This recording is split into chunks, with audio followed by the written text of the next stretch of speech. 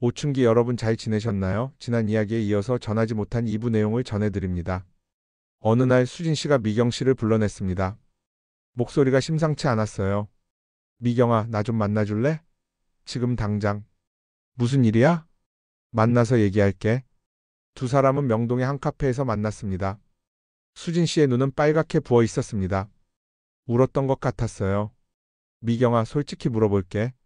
준혁이 요즘 이상하지 않아? 미경 씨의 심장이 멎었습니다. 뭐가? 맨날 늦게 들어오고 전화도 잘 안 받고 나한테 짜증도 잘 내고 임신해서 예민한가 싶기도 한데 혹시 바람 피우는 거 아닐까? 미경 씨는 그 순간 거짓말을 했습니다. 에이, 무슨 소리야. 준혁 씨가 그럴 사람 아니잖아. 수진아, 너 요즘 스트레스 받아서 그래. 임신하면 그럴 수 있대. 정말? 내가 예민한 거야? 응. 준혁 씨 널 얼마나 사랑하는데. 걱정 마. 수진 씨는 그 말에 안심한 듯 웃었습니다. 그래, 내 말이 맞겠지. 고마워, 미경아. 너 있어서 다행이야. 미경 씨는 그날 밤 집에 돌아와서 거울을 봤습니다. 거울 속 자신의 얼굴이 너무 낯설었어요. 나는 누구지? 이게 나야? 어떻게 이렇게 될 수 있었지? 하지만 다음 날도 그 다음 날도 준혁 씨와 만났습니다. 이제는 멈출 수 없었습니다. 그리고 그해 겨울, 수진 씨가 딸을 낳았습니다. 파국은 이렇게 시작되었어요. 아기가 태어난 날 미경 씨도 병원에 찾아갔습니다. 산후조리원 방에 들어가니 수진 씨가 아기를 안고 있었습니다. 작고 예쁜 아기였어요. 미경아, 와줘서 고마워. 우리 딸 봐. 예쁘지? 미경 씨는 아기를 안아봤습니다. 너무 작고 따뜻했어요. 정말 예쁘다, 수진아. 축하해. 그치? 준혁이 닮아서 다행이야. 코도 높고. 수진 씨는 행복해 보였습니다. 엄마가 된 여자의 얼굴이었어요. 미경 씨는 그 모습을 보면서 눈물이 날 뻔했습니다. 이 행복한 가정을 내가 망가뜨리고 있구나. 이 아기에게도 나는 최악의 사람이구나. 1시간쯤 있다가 미경 씨는 병원을 나왔습니다. 복도를 걷는데 뒤에서 누군가 따라왔습니다. 준혁 씨였습니다. 미경 씨, 잠깐만요. 안 돼요. 여기서는 진짜 안 돼요. 1층 로비로 가요. 제발요. 두 사람은 병원 1층 구석진 곳으로 갔습니다. 준혁 씨가 말했습니다. 아기 봤죠? 예쁘죠? 당연히 예쁘죠. 당신 딸인데요. 근데 나는 당신이랑의 아기가 더 보고 싶어요. 미경 씨는 그 말에 소름이 돋았습니다. 정신 차리세요. 당신 방금 아빠 됐잖아요. 알아요. 하지만 진심이에요. 미경 씨는 더 이상 참을 수 없었습니다. 이제 정말 그만합시다. 제발요. 이러다 수진이한테 들켜요. 그럼 다 끝이에요.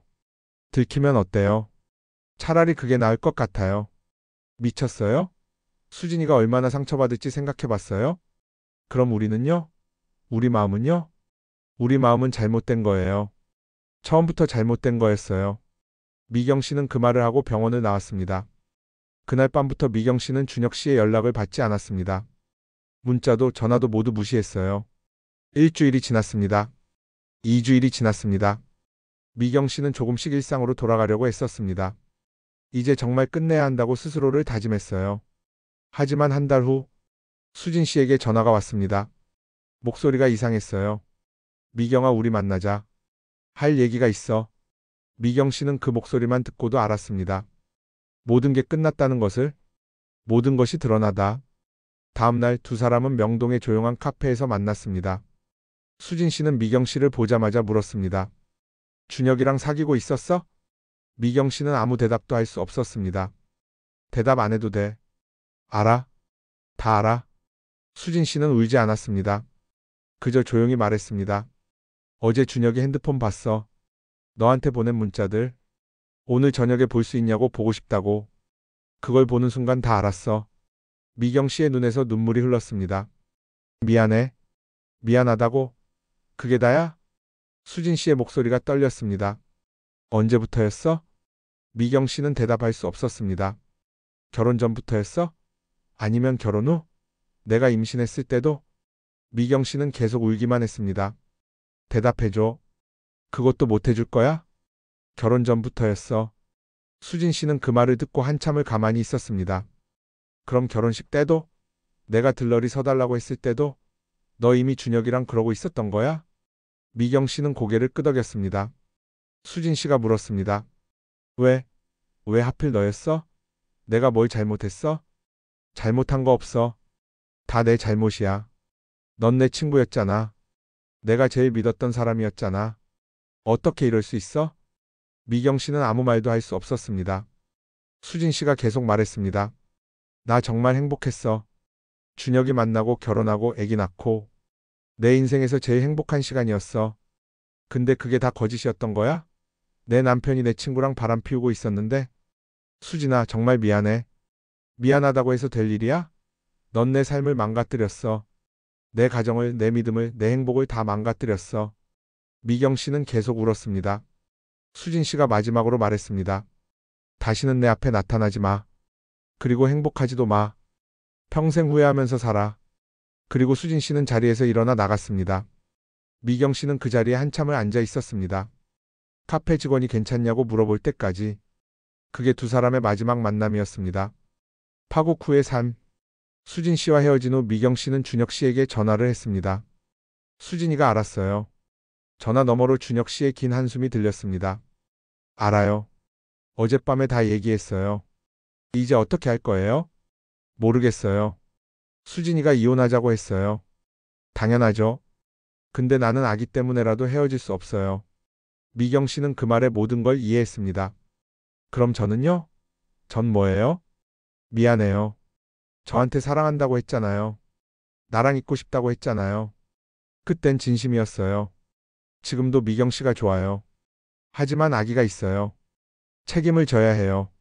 미경 씨는 웃었습니다. 기가 찰 정도로 웃음이 나왔어요.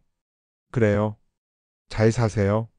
전화를 끊고 미경 씨는 바닥에 주저앉았습니다. 친구도 잃었고 사랑도 잃었습니다. 그리고 자존감도 모두 잃었어요. 그 후로 한 달 동안 미경 씨는 회사도 나가지 않았습니다. 휴가를 냈어요. 집에만 틀어박혀 있었습니다. 밥도 제대로 먹지 않았고 잠도 제대로 자지 못했습니다. 하루 종일 누워만 있었어요. 부모님이 걱정했습니다. 미경아, 무슨 일 있어? 왜 이래? 병원 가보자. 아니에요. 그냥 좀 쉬고 싶어요. 하지만 부모님은 계속 걱정했고 결국 미경 씨는 정신과 치료를 받기 시작했습니다. 우울증 진단을 받았어요. 약을 먹기 시작했고 상담도 받았습니다. 하지만 쉽게 나아지지 않았어요. 1년이 지났습니다. 미경 씨는 회사를 그만두었습니다. 더 이상 일을 할 수 없었거든요. 매일 아침 일어나는 것조차 힘들었습니다. 부모님은 딸이 왜 이러는지 이해하지 못했습니다. 무슨 일이 있었는지 물어봤지만 미경 씨는 대답하지 않았어요. 어떻게 말해요? 친구의 남편과 바람 피웠다가 차였다고? 그래서 친구도 잃고 사랑도 잃었다고? 2년이 지났습니다. 미경 씨는 조금씩 나아지기 시작했습니다. 여전히 우울했지만 최소한 밖에 나갈 수는 있게 됐어요. 어느 날 미경 씨는 명동거리를 걷고 있었습니다. 그때 멀리서 누군가 유모차를 밀고 가는 모습이 보였어요. 수진 씨였습니다. 미경 씨는 숨었습니다. 건물 뒤에 몸을 숨기고 수진 씨를 지켜봤어요. 수진 씨는 예전처럼 밝아 보이지 않았습니다. 얼굴이 많이 야위었고 표정도 어두웠어요. 미경 씨는 그 모습을 보면서 또 울었습니다. 내가 수진이를 저렇게 만들었구나. 내가 수진이의 행복을 빼앗았구나. 그 후로도 가끔 우연히 수진 씨를 보게 됐습니다. 하지만 미경 씨는 절대 다가가지 않았어요. 그럴 자격이 없다는 걸 알았으니까요. 3년째가 됐을 때 미경 씨는 35살이 됐습니다. 부모님이 본격적으로 걱정하기 시작했습니다. 미경아, 이제 결혼 생각 좀 해야 하는 거 아니야? 맞선이라도 보자. 미경 씨는 결혼 같은 건 생각해 본 적이 없었습니다. 누군가를 다시 사랑할 자격이 없다고 생각했거든요. 하지만 부모님의 성화에 못 이겨 맞선을 보기 시작했습니다. 10번도 넘게 맞선을 봤어요. 그 중에 괜찮은 남자도 있었습니다. 회사원이었고 성실해 보였고 미경 씨를 좋아한다고 했어요. 그해 가을 미경 씨는 그 남자와 결혼했습니다. 사랑해서가 아니었습니다. 그냥 이러다간 안 되겠다 싶어서였어요. 부모님도 안심시켜드리고 싶었고요. 남편은 좋은 사람이었습니다. 다정했고 책임감도 있었고 미경 씨를 아껴줬어요. 하지만 미경 씨는 단 한 번도 남편을 진심으로 사랑한 적이 없었습니다. 결혼 후 1년 만에 첫째 딸을 낳았습니다. 그리고 2년 후 둘째 딸을 낳았어요. 미경 씨는 평범한 주부가 됐습니다. 아이들을 키우고 집안일을 하고 가끔 남편과 외식을 하고 겉으로 보기엔 행복한 가정이었습니다. 하지만 미경 씨의 마음속에는 늘 빈자리가 있었습니다. 수진이에 대한 죄책감, 준혁 씨에 대한 미련, 그리고 자신에 대한 혐오. 그것들이 20년 동안 미경 씨를 따라다녔습니다.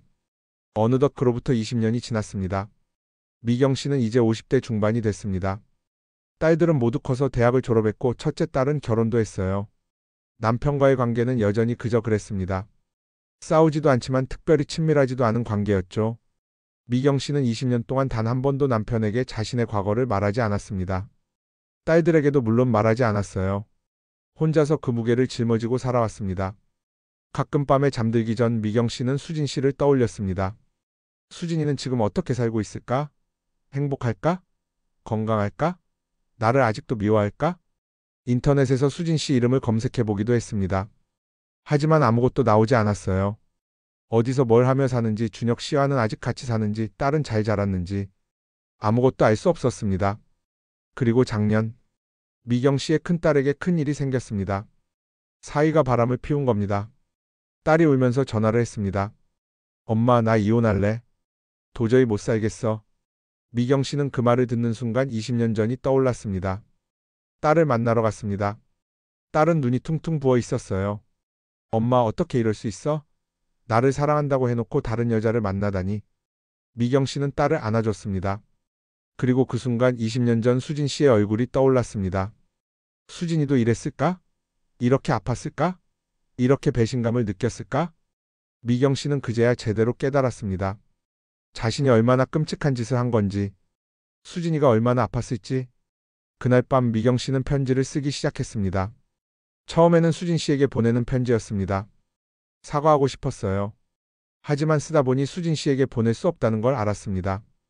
연락처도 모르고 무엇보다 자신이 다시 나타나는 게 수진 씨에게 더 큰 상처가 될 것 같았거든요. 그래서 라디오의 사연으로 보내기로 했습니다. 누군가에게라도 이 이야기를 해야 할 것 같았어요. 20년 동안 혼자 짊어지고 살았던 무게를 조금이나마 내려놓고 싶었습니다. 그리고 무엇보다 누군가는 자신의 실수를 반복하지 않았으면 했습니다. 미경 씨는 편지 마지막에 이렇게 썼습니다. 수진아, 혹시 이 방송을 듣고 있니? 아마 안 듣고 있겠지. 듣는다 해도 이게 내 얘기인 줄 모를 수도 있고. 하지만 그래도 말하고 싶어. 정말 미안해. 그때도 지금도 평생 미안할 거야. 내가 날 용서 안 해도 괜찮아. 당연한 거니까. 나도 나 자신을 용서하지 못했어. 난 그냥 내가 행복했으면 좋겠어. 제발 나보다는 행복하게 살았으면 좋겠어. 내 딸도 건강하게 잘 자랐으면 좋겠고 준혁 씨가 너한테 잘해줬으면 좋겠어. 그게 내가 바랄 수 있는 전부야. 그리고 방송을 듣고 계신 여러분. 제 이야기를 들으시면서 많은 생각이 드셨을 거예요. 저를 비난하고 싶으실 거예요. 당연합니다. 저도 저를 비난하니까요. 하지만 한 가지만 기억해 주세요. 한순간의 잘못된 선택이 평생을 바꿀 수 있다는 것. 가장 소중한 사람을 잃는 고통은 어떤 사랑보다도 크다는 것. 그리고 배신당한 사람의 아픔은 평생 가신다는 것. 저는 20년을 후회하며 살았습니다. 앞으로도 평생 그럴 겁니다. 이게 제가 치르는 대가입니다. 여러분은 제 실수를 반복하지 마세요. 지금 잘못된 선택을 하려는 순간이라면 제발 멈춰주세요. 그 선택이 얼마나 많은 사람을 아프게 하는지, 자신을 얼마나 파괴하는지 생각해 주세요. 저는 사랑이라고 생각했습니다. 어쩔 수 없는 감정이라고 생각했어요. 하지만 그건 사랑이 아니었습니다.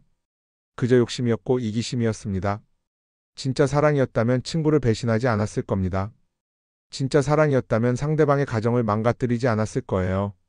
지금 제 딸이 남편의 바람으로 아파하는 걸 보면서 저는 제가 수진이에게 한 짓이 얼마나 잔인했는지 뼈저리게 느낍니다. 20년이 지나서야 깨달았습니다. 너무 늦었지만요. 수진아, 정말 미안해. 그리고 안녕. 자, 오춘기 여러분, 오늘 사연 어떠셨나요? 배신당한 사람의 상처는 쉽게 아물지 않으니까요. 여러분 중에도 비슷한 경험을 하신 분들이 있을 겁니다. 누군가를 배신했거나 배신당했거나 잘못된 사랑을 했거나 그 사랑 때문에 상처받았거나 이 이야기가 정답을 주지는 못합니다. 다만 이것만은 분명합니다. 인간관계에서 가장 중요한 것은 신뢰입니다. 한번 무너진 신뢰는 다시 쌓기 어렵습니다. 그리고 가장 소중한 사람은 멀리 있지 않습니다. 바로 곁에 있는 사람들이죠. 미경 씨는 눈앞의 사랑에 눈이 멀어 가장 소중한 친구를 잃었습니다. 여러분은 그러지 않으셨으면 좋겠습니다. 지금 곁에 있는 사람들, 가족, 친구, 동료들, 그들을 소중히 여기시기 바랍니다. 그리고 만약 지금 잘못된 선택을 하려는 순간이라면 한 번 더 생각해 주세요. 그 선택이 누군가를 얼마나 아프게 할지, 자신을 얼마나 후회하게 만들지. 미경 씨는 편지 말미에 이렇게 썼습니다. 제가 이 사연을 보내는 이유는 용서받기 위해서가 아닙니다. 다만 누군가는 제 실수를 반복하지 않았으면 하는 마음입니다. 그 마음을 여러분께 전합니다. 혹시 수진 씨가 이 방송을 듣고 계신다면 전하고 싶은 말이 있습니다. 당신이 겪은 고통을 감히 헤아릴 수는 없지만 당신이 행복하시길 진심으로 바랍니다. 미경 씨도 수진 씨도 그리고 준혁 씨도 각자의 방식으로 그날의 상처를 안고 살아가고 있을 겁니다. 시간이 모든 것을 치유하지는 못하지만 최소한 살아갈 힘을 줍니다. 여러분도 지금 힘든 시간을 보내고 계신다면 포기하지 마세요. 시간은 흐릅니다. 그리고 우리는 살아갑니다. 후회하더라도 아파하더라도 그래도 계속 살아갑니다. 오늘 이 사연을 들으시면서 어떤 생각이 드셨나요? 혹시 미경 씨처럼 후회하고 있는 일이 있으신가요? 아직 늦지 않았다면 용기 내서 바로잡으시길 바랍니다. 이미 늦었다면 미경 씨처럼 그 무게를 안고 가는 수밖에 없겠죠. 하지만 최소한 같은 실수를 반복하지는 마세요. 그리고 주변 사람들에게 상처 주는 일도 하지 마세요. 우리 모두 불완전한 인간입니다. 실수도 하고 잘못된 선택도 합니다. 중요한 건 그 후입니다. 어떻게 살아갈 것인가? 어떻게 책임질 것인가? 어떻게 다시 일어설 것인가? 미경 씨는 20년 동안 후회하며 살았지만 그래도 살아왔습니다. 딸을 키우고 가정을 꾸리고 평범한 일상을 살아왔습니다. 그것만으로도 대단한 일입니다. 여러분도 그렇게 살아가시길 바랍니다. 후회가 있더라도 상처가 있더라도 그래도 계속 살아가시길 바랍니다. 구독과 좋아요도 한 번씩 부탁드립니다. 앞으로도 더욱 재미있는 사연으로 돌아올게요. 오춘기 여러분을 응원합니다.